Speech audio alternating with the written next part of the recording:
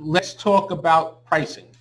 Remember, I tried to explain there's 4 dials, the 4 Ps. There's product, which is number one, right? There's promotion, there's place, and now we have price. Price is a big dial. That's the one I always like to touch the last when you have to fix that marketing mix.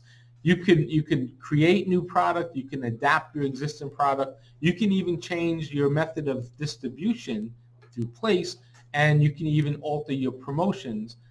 uh, but when you touch the pricing dial, that's like the sensitive dial. Because if you go too low a price, it affects everything. The entire value chain gets affected.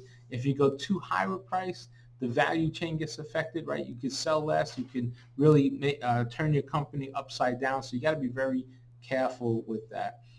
When it comes to price, there's a couple of basic strategies that I like to employ.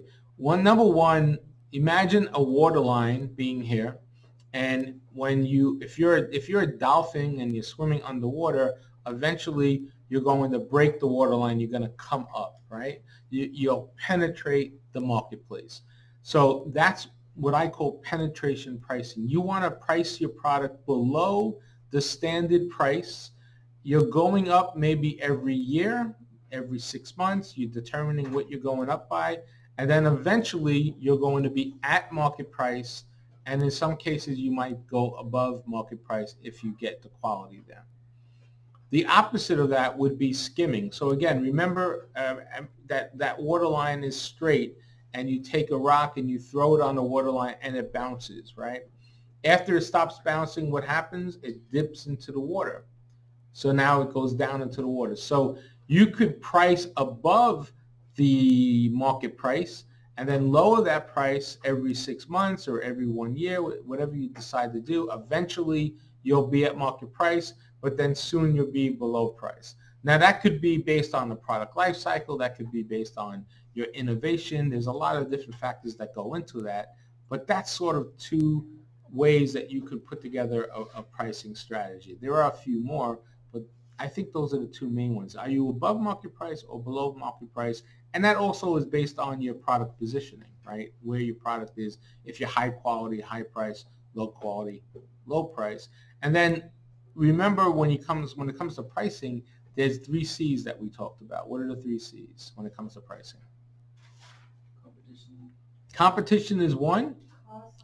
Cost, right? COGS are another one, and consumer is the other one. So if you know your COGS, if you know your costs, let's say you buy something for 50 cents, you want to sell for $1, great. You make 50 cents profit or top profit. You have a good margin there. But then your competition is out there, and if you're lower quality than your competition and your competition is cheaper, it's not priced right. And then the consumer ultimately says what's right and what's wrong. So the consumer will make up the mind and tell you if your price is right based upon the sales that you get, right? That's sort of how that would work. So you have to understand your cost in order to understand your price. You have to understand your target market, your consumers, and you have to understand, how are you facing the competition, what you and the competition look like.